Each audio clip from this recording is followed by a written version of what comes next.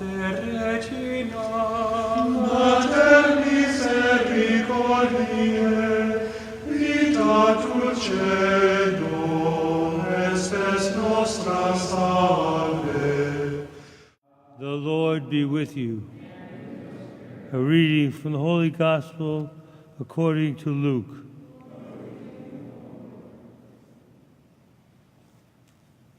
Jesus returned to Galilee in the power of the Spirit, and the news of him spread throughout the whole region. He taught in their synagogues and was praised by all. He came to Nazareth, where he had grown up, and went according to his custom into the synagogue on the day of Sabbath. He stood up and read, and was handed a scroll of the prophet Isaiah. He unrolled the scroll and found the passage where it was written, "The Spirit of the Lord is upon me, because he has anointed me to bring glad tidings to the poor. He has sent me to proclaim liberty to captives and recovery of sight to the blind, to let the oppressed go free, and to proclaim a year acceptable to the Lord." Rolling up the scroll, he handed it back to the attendant and sat down. And the eyes of all in the synagogue looked intently at him. He said to them, "Today this scripture passage is fulfilled in your hearing." And all spoke highly of him and were amazed at the gracious words that came from his mouth. The Gospel of the Lord. Do you think Jesus was a hero?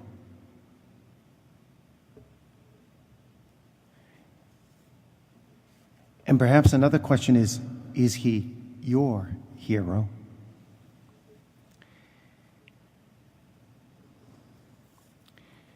First John tells us what it's like to be a hero in the image of Christ. Whoever loves God must also love his brother.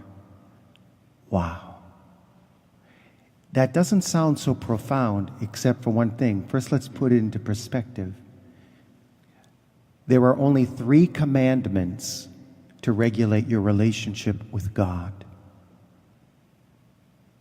One of his attributes is he's simple. He's easy. There are 7 commandments to regulate our relationship with other people. That's where we have problems. And so this is where we become heroes. Without such a mandate, whoever loves God must love his brother. Without such a mandate, in my life, I cannot honor and say I have faith in the incarnation of Jesus Christ. Because Jesus Christ comes in human form, and he reveals that all humanity deserves the dignity of the Son. And so, any sin against my brother, in a sense, can also be as a sin against the incarnation. For the love of God is this, that we keep his commandments. Those commandments are the 2 great commandments. Love the Lord your God and your neighbor as yourself. It's a command because at the core of this is the incarnation, Jesus Christ made flesh. At the core of this is the heroic love of the cross. Jesus Christ embracing the cross for love of you. For love of the most terrible sinner you can imagine. This is why he embraced the cross. He's indiscriminate about how he loves. He is the Word made flesh, and you could say it's the way of being for all God's children who are made in God's image and likeness and would be born again to become the children of God. And so by our being, by what's our nature now as being infused with grace, it's part of our nature to be like Jesus and love like him. There should be that leaning toward and that propensity. Whoever is begotten of God, St. John says, conquers the world. And this is how Jesus conquers the world. He didn't raise an army. He died on the cross. He died on the cross to demonstrate heroic love of the flesh of the world. That's us. He died on the cross to show how much God cares.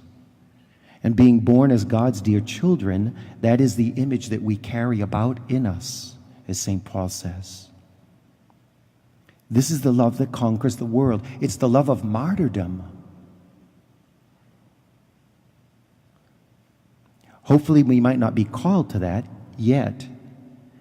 This heroic love is what Christ offers us and what he offers us to participate in, even if it means the cross.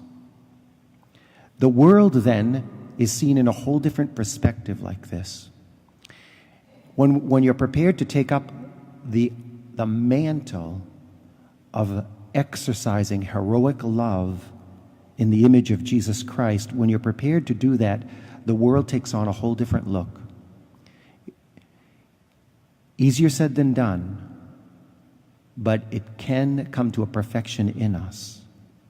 The world no longer becomes the cruel world. It becomes the place that proposes an opportunity for God's children to love heroically like Jesus Christ. The world becomes the place where Jesus continues his conquest in my life, loving heroically, because it's no longer I who live, but Christ lives in me.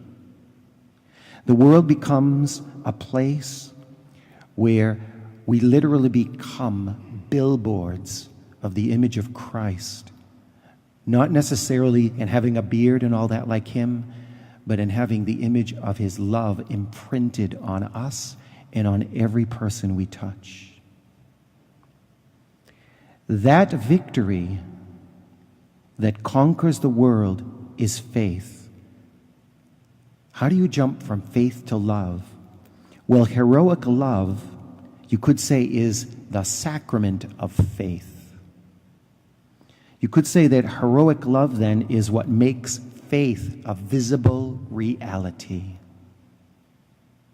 Heroic love is where my very life becomes an image of what faith is all about.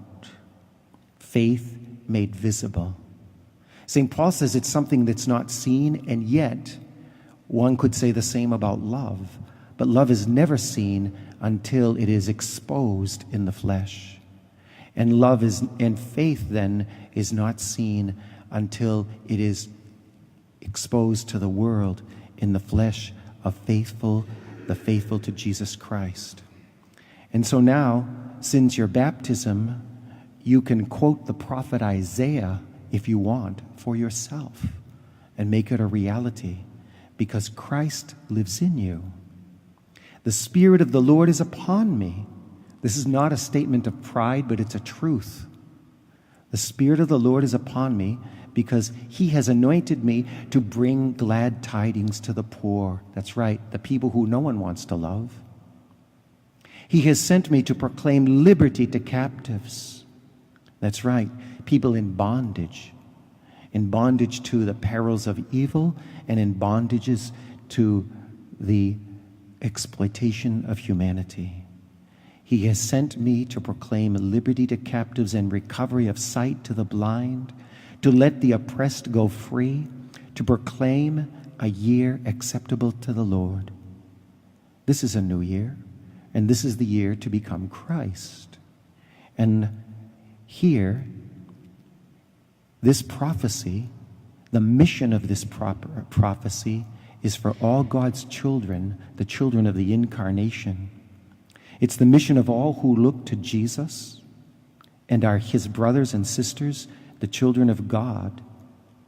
This prophecy today, this scripture passage, is fulfilled in our hearing, in the baptized of Jesus Christ, who take up the mantle of being heroic lovers. Regina Celi, let our